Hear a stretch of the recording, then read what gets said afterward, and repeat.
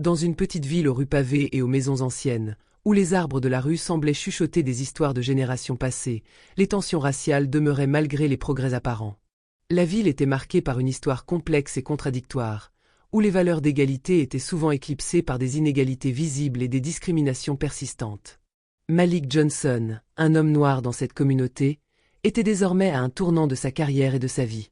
À 38 ans, il venait de recevoir une promotion qu'il n'avait jamais envisagée. Il était devenu le chef de la police locale. Ce poste, normalement occupé par des hommes blancs issus des anciennes élites, représentait pour Malik un double défi, celui de prouver qu'il était à la hauteur de la tâche, et celui de changer une institution corrompue par des années de préjugés raciaux. Malik savait que sa présence à la tête de la police ne serait pas simplement un symbole de progrès, mais qu'elle serait observée de près par tout le monde.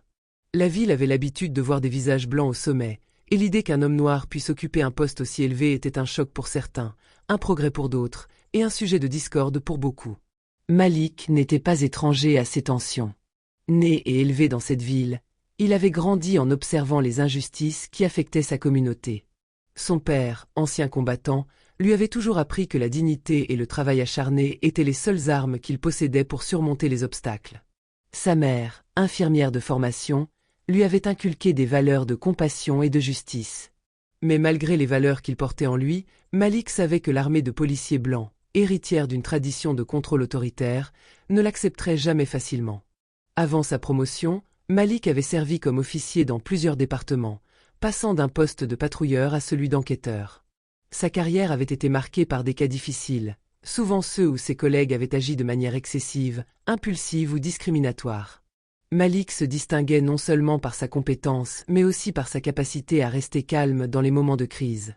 Ce calme avait été sa bénédiction, mais aussi sa malédiction. Il savait que son attitude posée et son refus de rentrer dans les jeux politiques du département l'avaient isolé de certains de ses collègues. Mais il n'en avait cure. Il avait une vision claire. Il voulait changer les choses de l'intérieur. Cependant, sa nomination au poste de chef de la police, bien que méritée, était vue par beaucoup comme une menace. Pour certains, la promotion de Malik semblait être un coup porté à l'ordre établi. Pour d'autres, c'était une occasion rêvée de réformer l'institution.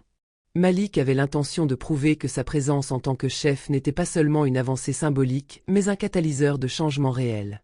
Un après-midi d'automne, alors qu'il terminait une réunion avec des officiers supérieurs dans un bureau austère au cœur du commissariat, Malik reçut un appel d'urgence concernant une altercation dans un quartier périphérique de la ville.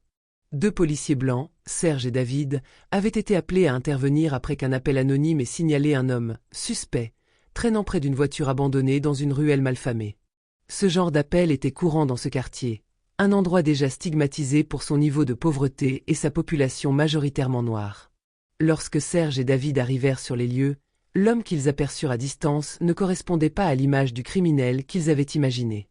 Michael, un homme dans la quarantaine, vêtu d'une veste usée et d'un pantalon simple, attendait tranquillement près de la voiture. Il ne faisait rien de suspect. Cependant, dans le regard des policiers, il y avait déjà un jugement. Le simple fait d'être noir dans ce quartier était suffisant pour éveiller leurs préjugés. Sans même lui accorder le bénéfice du doute, les policiers se précipitèrent sur lui, lui ordonnant de s'arrêter.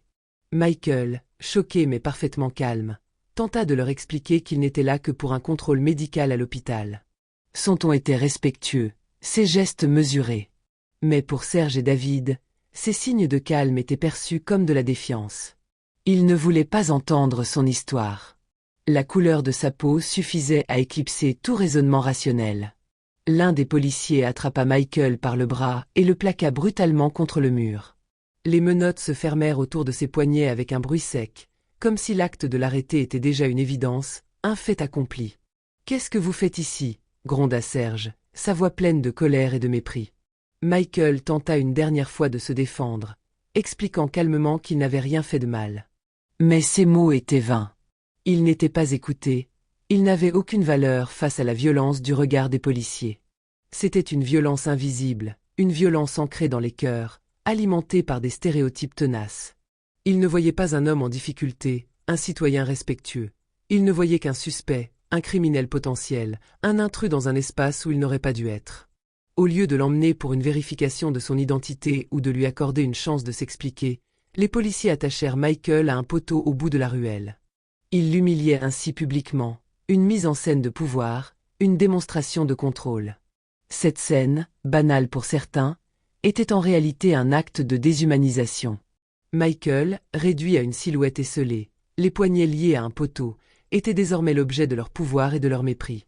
Malik, informé de l'incident, se rendit immédiatement sur les lieux de l'arrestation, le cœur lourd.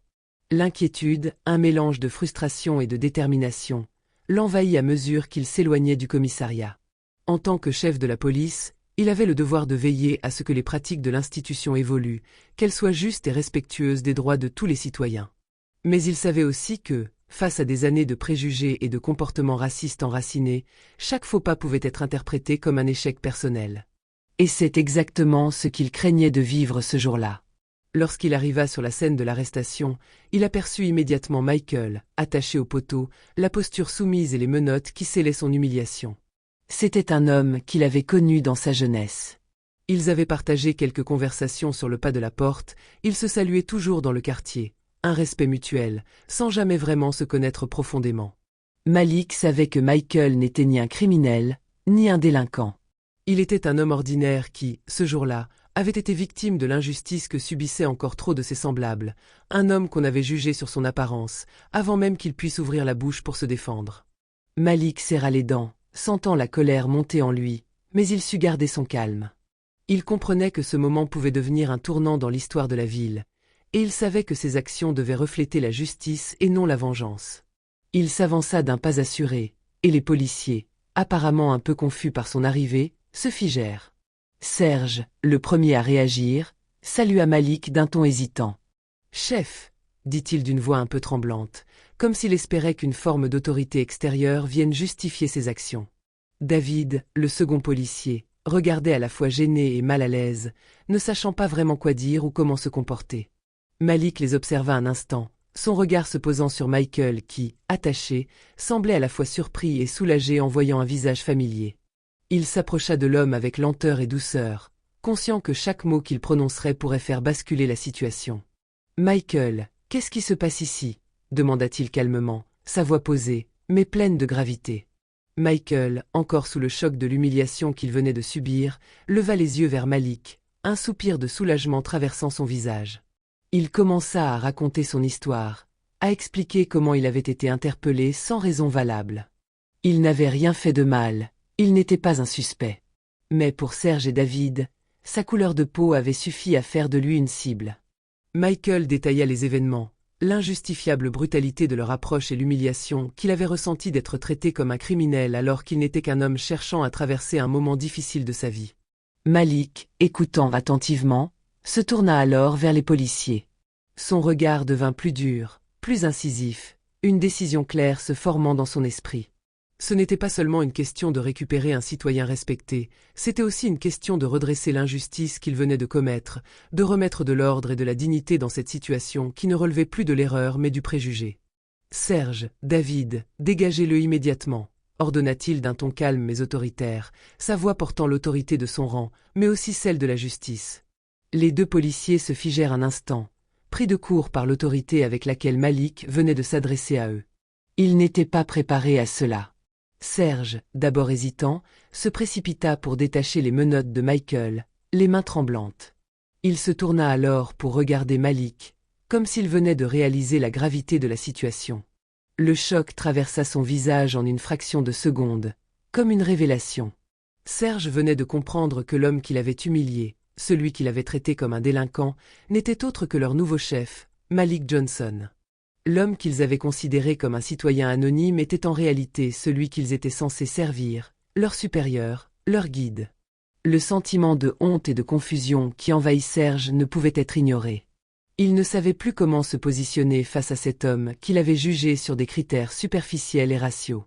Malik, quant à lui, se tenait droit, observant la scène avec une calme détermination. Il savait que l'instant qui venait de se dérouler allait résonner dans l'esprit de ces deux policiers, mais aussi dans toute la ville. Il avait non seulement récupéré Michael, mais il avait aussi démystifié un aspect du racisme systémique au sein de la police. Ce n'était pas juste une question d'arrestation abusive, mais un acte symbolique de défiance envers l'institution elle-même, un défi pour faire face aux préjugés qui persistent dans l'âme des hommes. Plus tard, dans l'intimité de son bureau, Malik prit une grande inspiration. Il s'assit, seul, et la pièce sembla se resserrer autour de lui. Son esprit tourbillonnait, pris entre l'amertume de ce qu'il venait de voir et l'espoir qu'il pouvait, un jour, changer les choses. Ce moment n'était pas un simple incident isolé, c'était un reflet du système plus large dans lequel il évoluait. Le racisme n'était pas une erreur d'individu, il était enraciné dans la culture de l'institution. Malik savait que cet événement serait un tournant décisif non seulement pour sa carrière, mais aussi pour l'ensemble de la police de la ville. Il avait toujours cru que l'on pouvait changer les choses de l'intérieur, mais ce jour-là, il en avait douté. La convocation de Serge et David dans son bureau allait être une étape nécessaire. Les deux policiers arrivèrent, visiblement nerveux et gênés. Ils s'assirent face à lui sans oser croiser son regard, leurs mains tremblantes trahissant leur malaise. Il prit un moment avant de prendre la parole, choisissant ses mots avec soin. « Vous ne savez même pas pourquoi vous avez agi ainsi, n'est-ce pas ?» demanda-t-il calmement, mais son ton portait une autorité inébranlable. Serge chercha ses mots, sa voix hésitante. « Chef, nous. » Il baissa les yeux, comme s'il cherchait dans sa tête des justifications qui ne viendraient jamais. « Nous avons simplement agi sur ce que nous avons vu. » Malik répéta lentement, ses yeux plongés dans ceux de Serge. « Ce que vous avez vu. Vous avez vu un homme noir dans un quartier populaire, et vous avez supposé qu'il était coupable. C'est ça. » La question n'était pas seulement une accusation, mais une introspection sur ce que ces policiers avaient pris pour acquis dans leur éducation et leur culture professionnelle. David, quant à lui, évitait toujours son regard, se sentant pris au piège de sa propre culpabilité. Malik les observa longuement, avec un calme profond mais déterminé. Il savait qu'ils étaient prisonniers d'un système de croyances et de préjugés qui les guidait inconsciemment. Mais ça ne suffisait pas. Le respect, l'empathie, et surtout, la justice, devaient prévaloir. Et Malik, en tant que chef, serait le garant de cette transformation.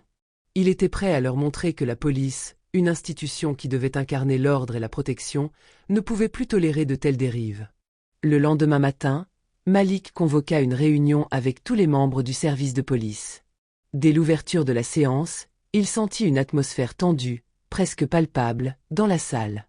Les policiers, d'ordinaire fermes et implacables dans leur attitude, étaient plus retenus, leur visage trahissant une gêne qu'ils ne cherchaient même pas à dissimuler.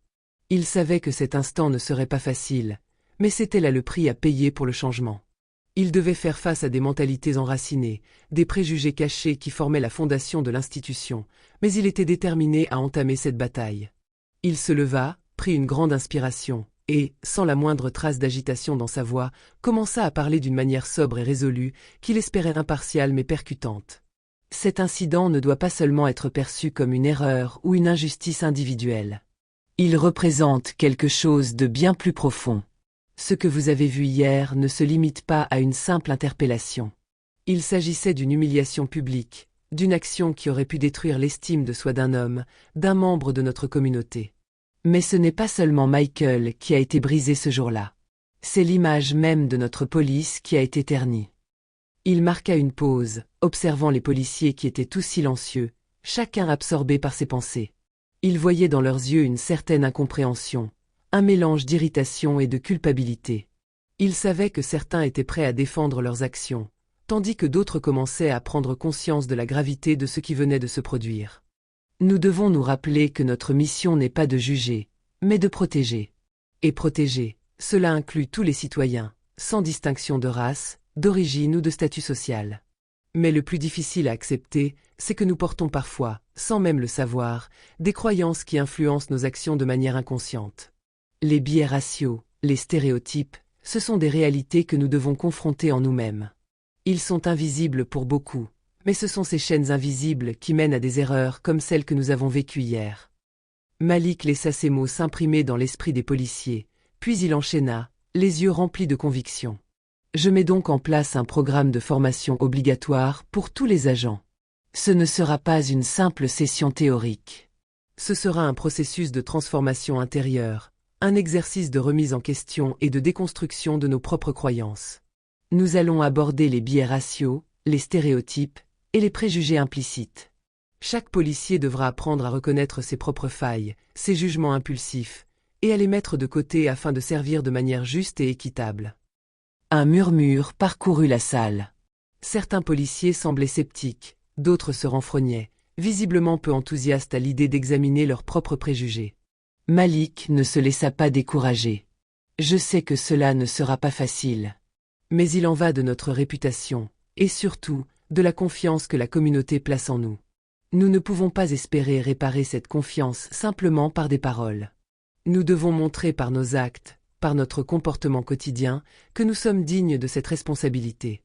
Vous, en tant qu'agent de la loi, devez incarner la justice, pas la reproduire. » À la fin de la réunion, Malik vit que certains policiers restaient assis, méditant encore ces paroles, tandis que d'autres étaient visiblement mal à l'aise.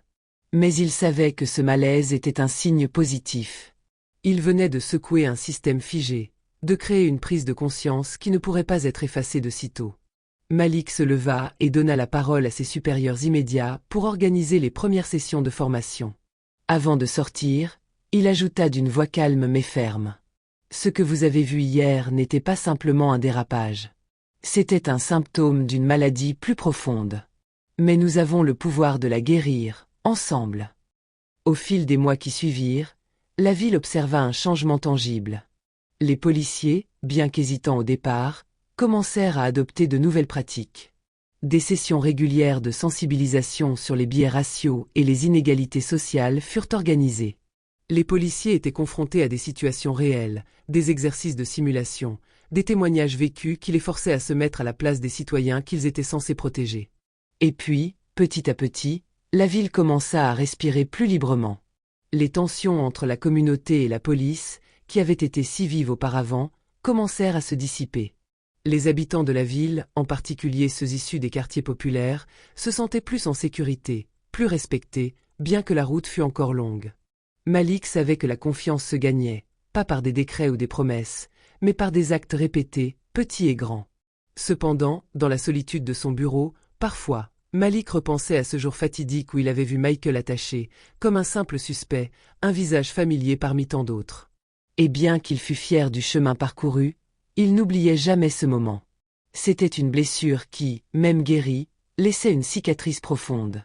Mais cette cicatrice était aussi un symbole de ce qu'il avait accompli et de ce qu'il continuerait à bâtir.